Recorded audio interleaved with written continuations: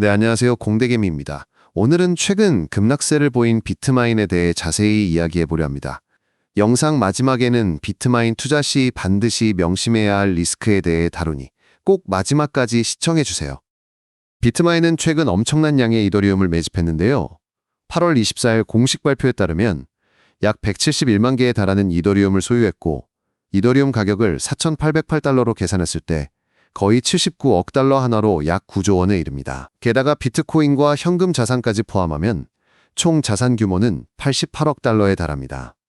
이 수치는 단순한 채굴 회사의 자산 규모를 훨씬 뛰어넘는 수준으로 비트마인이 단순한 암호화폐 채굴 기업을 넘어 사실상 대형 이더리움 보유 펀드라는 점을 강하게 보여줍니다.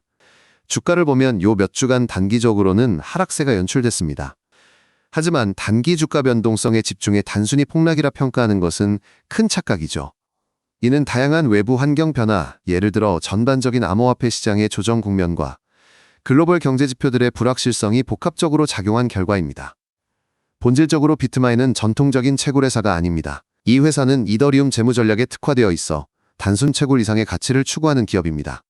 현재 핵심 전략은 이더리움만 집중적으로 쌓아가며 이를 통해 투자자들에게 장기적인 성장성을 기대하게 하는 데 있습니다.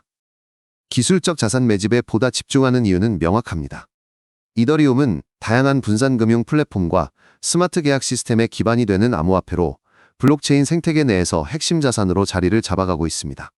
따라서 이더리움을 대규모로 보유하는 것은 단순히 암호화폐 한 종목을 갖는 차원이 아니라 그 플랫폼이 제공하는 미래 가능성 자체에 베팅하는 전략이라고 볼 수 있습니다. 이번에는 비트마인의 최근 자본 조달 전략을 들여다볼까요? 비트마인은 이더리움 추가 매입과 사업 확장을 위해 무려 200억 달러 규모의 신주 발행을 계획하고 있습니다.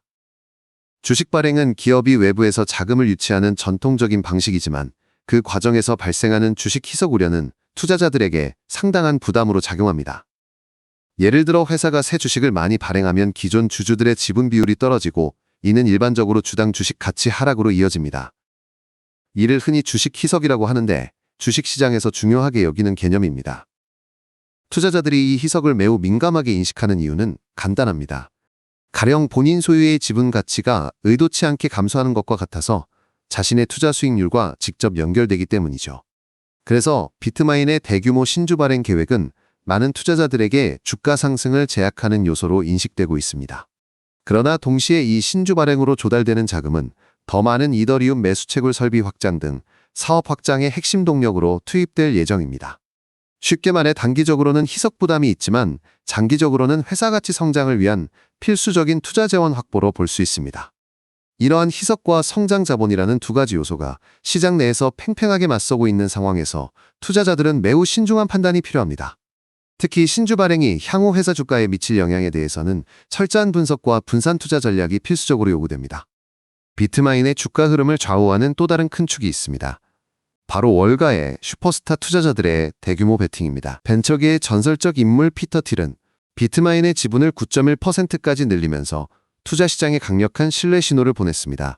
2025년 8월 현재 그는 비트마인에 대한 대규모 스테이크 보유자로 알려져 있는데, 이는 단순한 재무적 투자 이상의 의미를 담고 있습니다. 더불어 캐시 우드가 이끄는 ARK 인베스트먼트도 비트마인에 약 1억 7,500만 달러를 투자하며 꾸준히 매수세를 유지하고 있습니다. 월가에 이 같은 투자자들이 몰려드는 것은 비트마인이 지닌 기술력과 이더리움 기반 사업 모델의 성장 가능성에 대한 강한 신뢰의 표현이기도 하죠. 특히 주목할 점은 비트마인이 발표한 10억 달러 규모의 자사주 매입 계획입니다. 자사주 매입은 회사가 시장에서 직접 자기 주식을 다시 사들이는 행위로 주식수 감소와 주가 방어에 효과적입니다. 이 과정은 주가 하락 위험을 낮추고 투자자들에게 안정감을 주어 신뢰를 회복시키는 중요한 전략으로 작용합니다. 이뿐 아니라 자사주 매입은 주식시장에서 보통 주주의 이익을 직접적으로 보호하는 신호로 해석되기도 합니다. 물론 비트마인 주가는 단기 변동성이 크기 때문에 여러 변수가 동시에 작용하며 변동하는 모습을 보일 수 있습니다. 하지만 이런 투자자들의 모멘텀과 자사주 매입 계획 등이 결합돼 주가가 탄탄한 반등을 할 수 있는 기반을 마련하는 긍정적 신호를 읽히고 있다는 점도 부인할 수 없습니다. 마지막으로 비트마인 투자자분들이 반드시 명심해야 할 리스크 3가지를 꼼꼼히 점검해 보고자 합니다. 첫째는 암호화폐 시장의 본질적인 극심한 변동성입니다.